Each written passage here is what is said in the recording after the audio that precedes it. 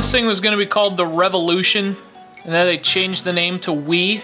Well, they did that for two reasons. One, because the vowel to consonant ratio just wasn't high enough in Revolution. And two, because there was already a revolution underway. It certainly wasn't because of this thing.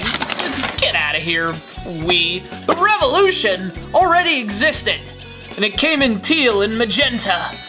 Nonetheless, this one claims to do a lot of stuff. I mean, look at that. There's a whole list of functions and performance features that it claims to do. Although, I gotta tell you, I'm a bit skeptical. Partly because, you know, it's a cheap knockoff console, freaking $5. But also because the damn thing's so tiny. I mean, look at that. You know, like a lot of these cheap Chinese knockoff consoles, the Revolution just kind of feels cheap. It feels kind of flimsy. You know, everything's like a really cheap plastic. And it's got a really weird design. Like, you know, this side just looks like your stereotypical handheld console. You know, you got 3 buttons on the right, you've got a D-pad on the left, although it's one of those deformed D-pads, so it's not exactly a useful D-pad. But then you flip it over, and it just looks like a digital camera.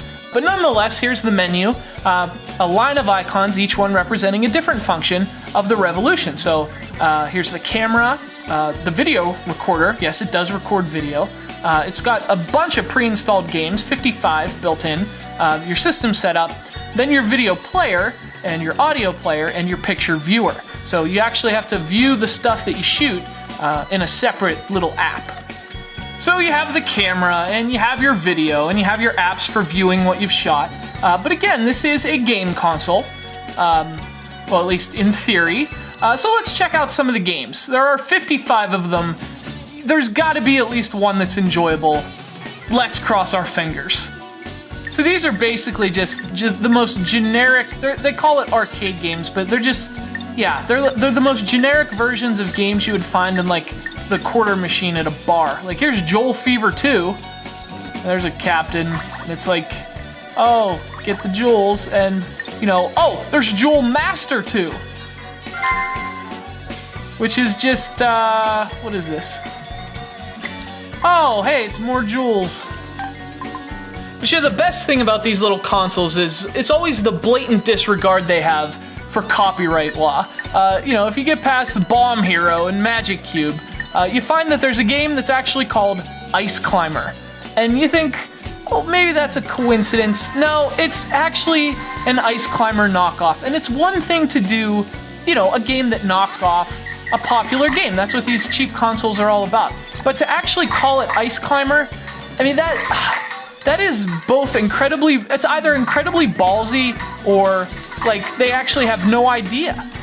And you know, the blatant copyright infringement, it doesn't stop at Balloon Fight and Ice Climber. No, it goes after more obscure games too.